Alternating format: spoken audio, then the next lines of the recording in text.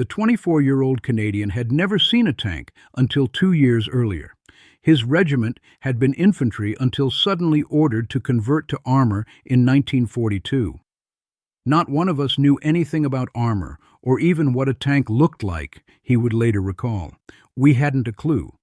But in the next 25 minutes, this farm boy from Quebec's Gaspé Peninsula would orchestrate one of the most devastating tank ambushes of World War II, destroying the cream of Germany's panzer forces and killing their greatest tank ace in a single perfectly executed engagement. What happened that afternoon would prove that sometimes David doesn't need a bigger slingshot to beat Goliath. He just needs to know exactly when to fire it. Sydney Radley-Walters was born on January 11, 1920, in the small village of Malbaie on Quebec's remote Gaspé Peninsula. He was the son and grandson of Anglican ministers, raised in a rural community where the nearest neighbor might be miles away, and winter lasted 8 months of the year. The harsh landscape forged a man of quiet determination and unshakable resolve. Radley-Walters excelled at sports, particularly football, where his combination of intelligence and physical toughness made him a natural leader. At Bishop's University in Lennoxville, Quebec, he enrolled in the Canadian Officer Training Corps while studying pre-medicine. But the outbreak of war in September 1939 changed everything. Like thousands of young Canadians, Radley-Walters felt the call to serve. In October 1940, at age 20, he was commissioned as a second lieutenant in the Sherbrooke Fusilier Regiment, a local militia infantry battalion with a unique character. The Sherbrooks were perhaps the most unusual regiment in the Canadian Army. 2 companies were French-speaking Catholics, while the other 2 were English-speaking Protestants. This diversity created a unit that was fiercely cohesive despite its cultural differences. Men who understood that survival depended on absolute trust, regardless of language or religion. Initially posted to Newfoundland to guard against possible German invasion, the Sherbrooks spent 1941 manning coastal defenses and training for infantry combat. Curious. But in January 1942, everything changed with a single order that would reshape Radley-Walters' destiny. The regiment was converting to armor. Not one of us knew anything about armor or even what a tank looked like, Radley-Walters remembered. The transformation was extraordinary. Infantry soldiers who had trained with rifles and bayonets suddenly found themselves learning to operate 30-ton Sherman tanks with 75-millimeter guns. As one of the regiment's promising young officers, Radley-Walters was sent to armored school to train as an instructor. He would then return to teach his own men the complexities of tank warfare, gunnery, radio communication, mechanical maintenance, and the intricate choreography of coordinated armor attacks. The learning curve was steep and unforgiving. Tank warfare required split-second decisions, precise coordination between crew members, and an understanding of terrain that went far beyond infantry tactics. A tank commander had to think in 3 dimensions, coordinating movement, fire, and communication, while operating in a steel box that limited vision and made every decision potentially fatal. In October 1942, the newly designated 27th Armored Regiment, the Sherbrooke Fusilier Regiment, sailed for England as part of the 2nd Canadian Armored Brigade. They would spend the next 20 months training for the greatest amphibious assault in military history. The training was exhaustive and realistic. Radley-Walters and his men practiced beach landings, urban warfare, and coordination with infantry units.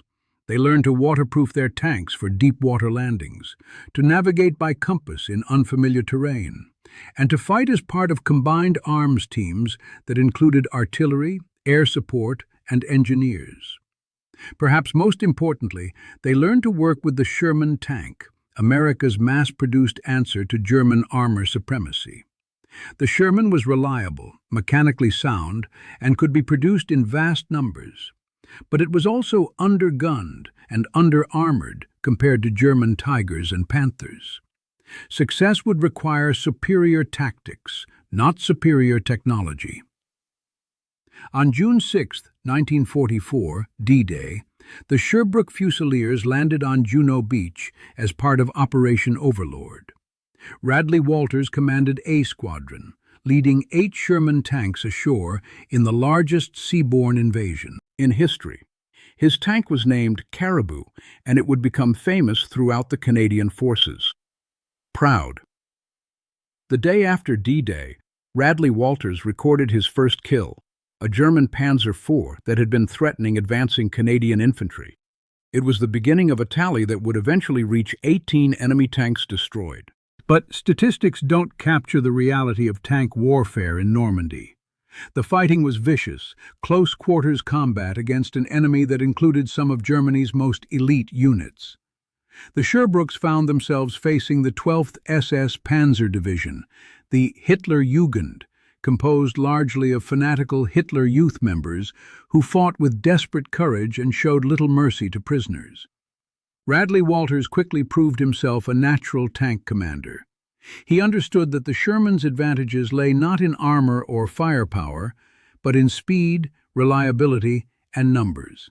His tactics emphasized rapid movement, concentration of force, and the ability to coordinate with other arms, artillery, air support, and infantry.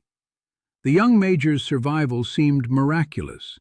He had 3 different tanks shot out from under him during the Normandy campaign. He was wounded twice by shrapnel and blast effects. A scout car he was riding in hit a landmine, knocking him up, unconscious. Another time, a jeep he was traveling in had its wheels blown off by an explosion. But each time, Radley-Walters climbed into another Sherman and returned to battle. Inspired. His men began to believe their commander was indestructible, a confidence that translated into aggressive, effective fighting. Captain Rad, as his troops called him, had earned their absolute loyalty through personal courage and genuine concern for their welfare. By August 1944, the Allies had established a solid foothold in Normandy and were preparing for the breakout that would liberate France. Operation Totalize was designed to smash through German defenses and capture the key transportation hub of Falaise, trapping entire German armies in what would become known as the Falaise Pocket. The Germans understood the stakes. If Falaise fell, the entire German position in Normandy would collapse. They committed their best units to stopping the Allied advance, including heavy tank battalions equipped with the massive Tiger tanks that had terrorized Allied armor since 1942. On the morning of August 8th, Anglo-Canadian forces seized tactically important high ground near Saint-Aignan-de-Cramonil under cover of darkness. They paused at dawn, waiting for a massive aerial bombardment that would signal the next phase of the attack. SS-Obersturmführer Kurt Meyer, commander of the 12th SS Panzer Division, saw the pause an opportunity. Not understanding that the Allies were simply waiting for air support, he ordered an immediate counterattack to recapture the high ground before the enemy could consolidate their positions. Excited. Leading the counterattack was SS Heavy Panzer Battalion 101, equipped with 7 Tiger tanks and supported by Panzer IV medium tanks, self-propelled guns, and infantry in half-tracks. At the head of this formidable force was Tiger 07, commanded by SS-Obersturmführer Michael Wittmann. Michael Wittmann was a legend in his own time. Known as the Black Baron, he had become the face of German tank warfare through skillful propaganda and genuinely impressive combat achievements. Since the invasion of Poland in 1939, Wittmann had destroyed 138 Allied armored vehicles, fighting on both the eastern and western fronts. On June 13, 1944, just 1 week after D-Day, Wittmann had shocked the British 7th Armored Division at Villers-Bocage by destroying more than 24 tanks and transport vehicles in a single engagement. German propaganda had made him a household name, portraying him as the embodiment of Aryan superiority and technological dominance. But propaganda and reality were about to collide in the most brutal possible way. Radley-Walters' A Squadron was positioned behind the high stone walls of a chateau near the village of Gaumesnil. The Canadian tankers had cut firing ports through the ancient masonry, creating perfect concealed positions that gave them clear fields of fire across the surrounding farmland. Radley-Walters had 8 tanks under his command. 6 were standard Shermans armed with 75mm guns, while 2 were Sherman Fireflies equipped with the devastating 17-pounder anti-tank gun. Curious, the 17-pounder was one of the few Allied weapons capable of penetrating Tiger armor at combat ranges. At 12:30 p.m., German armor appeared on the horizon. Through his periscope, Radley-Walters watched the Tigers advance in column formation, their massive 88mm guns traversing left and right as they searched for targets. Behind them came the supporting Panzer IVs and self-propelled guns. The Tiger tank was Germany's answer to Soviet T-34s and American Shermans. Weighing 57 tons and armed with the famous 88mm gun, it was virtually immune to frontal attack by most Allied weapons. Its armor was up to 10 centimeters thick, and its gun could destroy any Allied tank at ranges exceeding 1,500 meters. But the Tiger had weaknesses that could be exploited by tactically superior opponents. It was slow, mechanically complex, and consumed enormous amounts of fuel. More importantly, its side and rear armor were much thinner than the frontal protection, vulnerable to well-placed shots from concealed positions. Radley-Walters understood the tactical situation. Perfectly thoughtful. His Shermans were hidden, had superior numbers, and controlled the terrain. The Germans were advancing in column formation across open ground, exactly the kind of target that tankers dream of. But timing would be everything. Fire too early, and the range would be too great for effective penetration. Fire too late, and the Tigers would spot the muzzle flashes and return devastating fire. Hold off, Radley-Walters commanded over the radio, watching the German column advance. His gunners tracked their targets through the firing ports, waiting for the perfect moment. The tension was unbearable.